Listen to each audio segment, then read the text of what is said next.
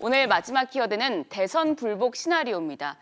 트럼프 대통령이 이번 대선에 대해 벌써부터 대선 불복 조짐을 보이고 있어 논란이 되고 있는데요. 이런 와중에 우리나라 시간으로 내일 오전 트럼프 대통령과 바이든 민주당 대선 후보가 첫 TV 생중계 토론회를 갖습니다. 예, 지금 미국에서 대선 불복 얘기가 나오고 있고 그로 인해서 뉴욕 증시도 흔들흔들 또 한국에서는 미국을 걱정하는 소리까지 나오는데요. 이 대목에 대해서는 좀 오해가 있는 것 같아요. 트럼프 대통령이 대선 불복을 해서 정권을 안 물려주고 구태타를 하겠다 이런 것으로 받아들이는 사람이 있는데 그런 거하고서는 전혀 관련이 없는 내용이에요.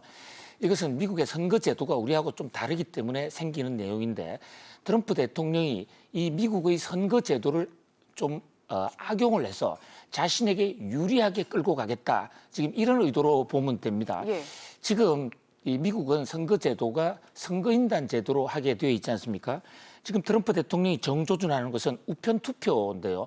우편 투표를 하게 됐을 경우에 미국은 땅도 넓고 또 인종도 다양하다 보니까 부정의 소지가 있다. 그런데 코로나 때문에 우편 투표를 할 수밖에 없는 주가 많아요. 그 결과를 못 믿겠다. 그럼 그것을 못 믿게 되면 불복해서 구태타를 하겠다는 게 아니라 그 내용을 대법원에다 넘기는 겁니다. 이것이 공정하냐 안 하냐. 근데 최근에 대법원이 지금 공화당 편으로 많이 넘어가지 않았습니까? 거기다가 보수 판사를 한 명 더 지명을 했죠.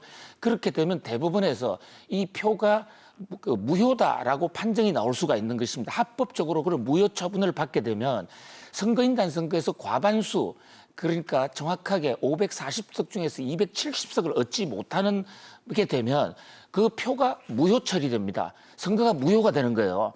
그러니까 일부 지역이 무효가 되면 전체 미국 선거가 무효가 됩니다. 그렇게 되면 미국 선거는 국민들이 투표한 건 무효 처리로 하고 하원에서 선출을 하게 돼요. 근데 지금 하원이 민주당이 좀 많이 장악했다. 그래서 민주당이 유리할 것으로 아는 사람들이 있는데 그것도 또 착각이에요. 왜냐하면 민주당이 표가 더 많기는 하지만 의석이 그것을 선거인단 방식으로 각 주에 한 명씩이 대표로 나오거든요. 근데 미국 민주당은 캘리포니아 주 이런 데서 집중적으로 국회의원이 많이 나오는 겁니다. 그러면 그쪽에서는 국회의원 숫자는 많아라도 대통령을 뽑는 선거인은 한 명으로 줄어드는 겁니다. 골고루 분포된 것을 따진다면 공화당이 더 많거든요.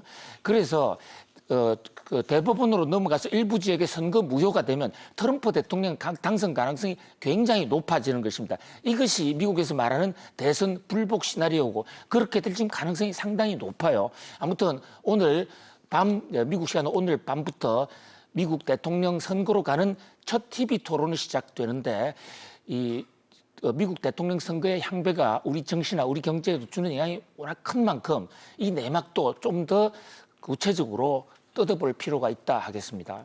네, 오늘 주요 뉴스 키워드 다시 한번 짚어봅니다. 우울한 추석, 깜짝 증여, 집값 평균 10억, 두타의 난, 대선 불복 시나리오까지 알아봤습니다. 박사님 오늘 좋은 말씀 감사합니다. 고맙습니다.